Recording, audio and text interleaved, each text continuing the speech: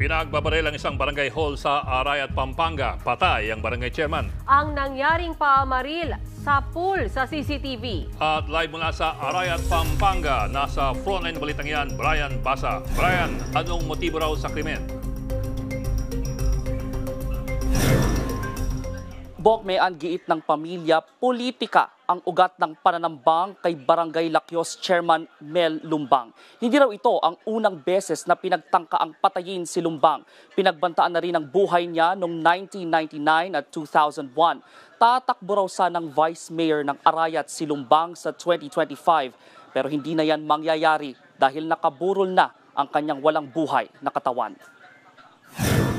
Sa kuhang ito ng CCTV sa Barangay Lakyos sa bayan ng Arayat sa Pampanga kagabi, makikitang tumigil ang isang MPV sa harap ng barangay hall. Bumaba ng sasakyan ang isang lalaki saka naglabas ng baril. Ilang beses niyang pinaulanan ng bala ang bintana ng barangay hall. Lumabas din ng sasakyan ang dalawa pang lalaki. Ang isa sa kanila nagpaputok pa ng baril sa ere. Matapos ang pamamaril, agad na tumakas ang tatlong lalaki. May lumabas namang tatlong lalaki mula sa barangay hall. Sinubukan nilang habulin at pagbabarilin ang mga tumakas na salarin. Patay sa pamamaril ang mismong barangay chairman na nasa loob noon ng barangay hall. Kinilala siyang si Norberto Lumbang, 57 taong gulang. Ayon sa polis, 9 na bala sa ulo ang ikinamatay ng kapitan. Nagpunta sa burol ni Lumbang ang ilan sa kanyang mga kaibigan, kabilang ang alkalde ng Santa Ana, Pampanga na si Mayor Ross Gamboa.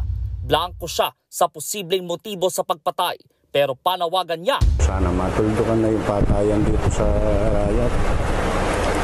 Kung usapin sa politika, dapat maglaban na lang sa politika, hindi na sa marahas na labanan.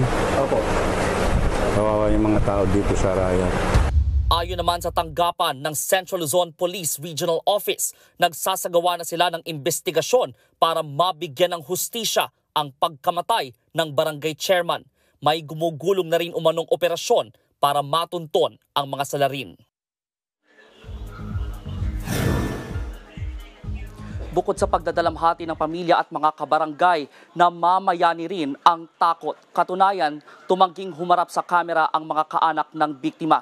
Ayon sa kanila, maraming residente ang nakapansin itong mga nakaraang araw na may mga umiikot na lalaking hindi taga rito. At kahit ngayong araw daw, kinuwento ng isang nakausap nating malapit sa biktima na tila may nagmamasid sa kanya. Ganito raw ang eksena sa Arayat tuwing papalapit ang eleksyon. Balik sa inyo. Maraming salamat, Brian Basa. Mga kapatid, Lucy Cruz Valdez po, maging maalam at may pakialam sa mga napapanahong balita sa bansa. Tumutok at mag-subscribe sa News 5 social media pages.